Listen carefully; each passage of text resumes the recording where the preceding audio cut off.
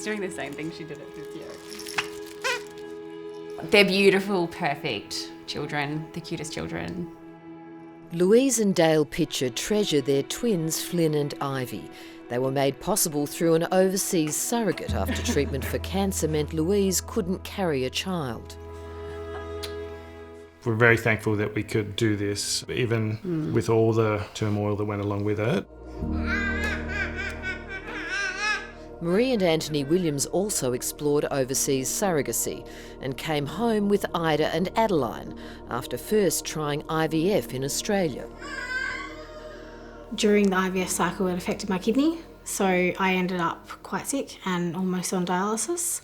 So my specialist recommended to not do a transfer and to go down the surrogacy route. Both couples learnt that their best option for a baby would be Ukraine in Eastern Europe, with commercial surrogacy for foreigners now banned in countries like Thailand and India.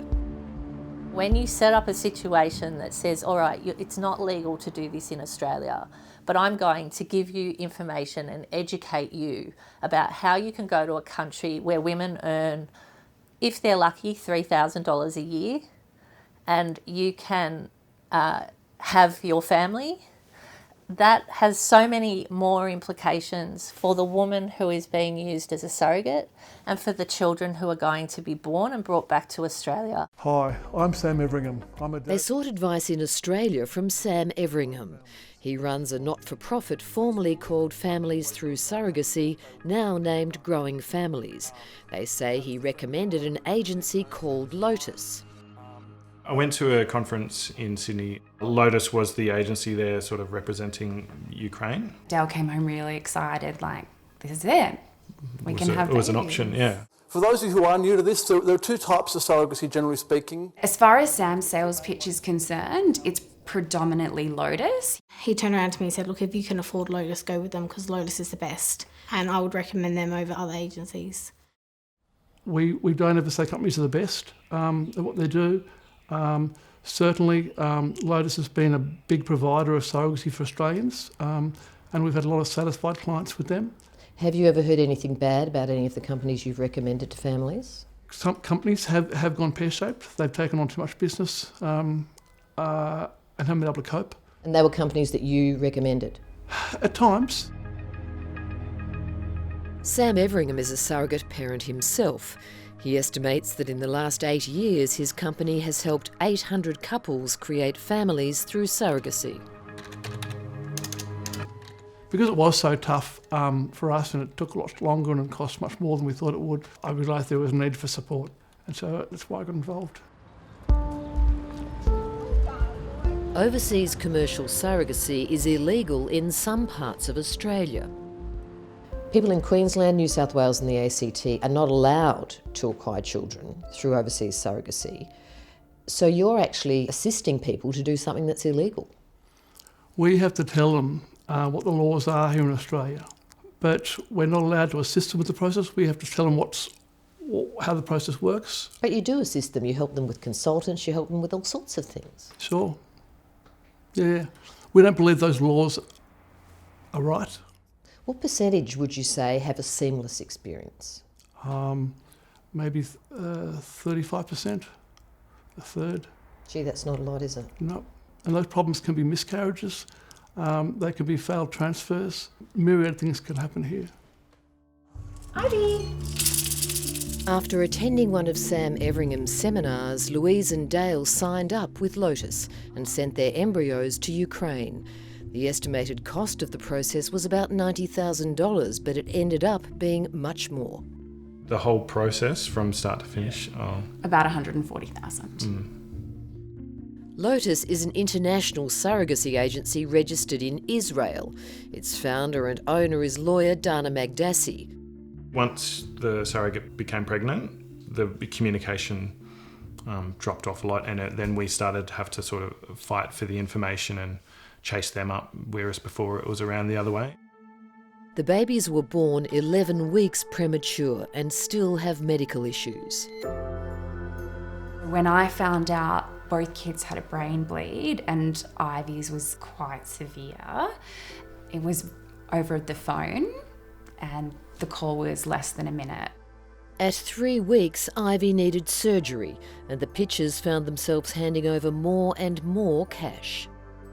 The contact I was having with Lotus was, we need money, we need money, we need money. Go to the bank at 10 o'clock at night, get out this much money, this time in US currency, this time in Ukrainian currency. Marie and Anthony Williams came home with healthy babies, but were deeply upset at the treatment of their surrogate. We went to see her the second day. She was still covered in blood she was in a nightie that was covered in blood, obviously, from the birth. And her bed sheets were covered in blood. And I was appalled to see her in that state, and it was really upsetting. I wasn't there, I can't comment. Yeah, I mean, look, we do hear stories where people do find dealing with overseas hospitals, overseas medical systems quite confronting. It's hard. And so we say to those people, you know, if you're not confident engaging in an overseas country, please don't do it.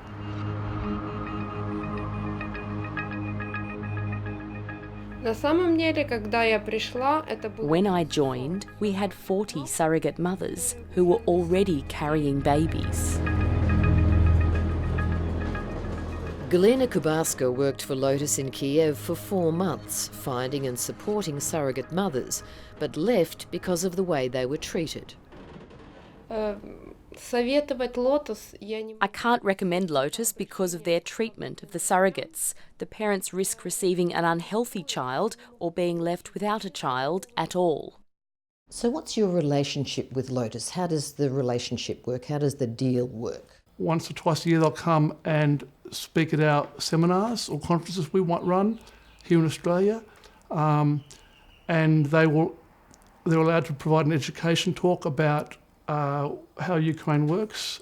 So basically they were paying you to promote their company?